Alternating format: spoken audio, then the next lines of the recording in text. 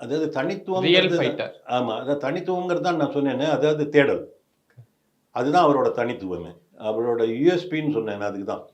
அது அந்த தேடல் இருக்கு பாருங்க. அவர் வந்து இத நான் வந்து இத நான் முயற்சி பண்றேன். இந்த இடத்த நான் போயிட்டேன். இத நான் எனக்கு கைக்கு வந்துருச்சு இது.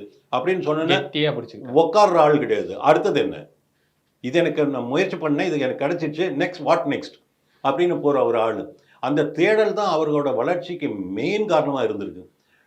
போலிங் நீங்க எடுத்து பார்த்தீங்கன்னா, அவரோட பெரிய ப்ளஸ் பாயிண்ட்ங்கிறது கண்ட்ரோல், வேரியேஷன். 6 பால் 6 விதமா போடக்கூடிய ஒரு ஆள். சில ஸ்பின்னர்ஸ் இருந்திருக்காங்க. இந்தியன் டீம்லயே இருந்திருக்காங்க.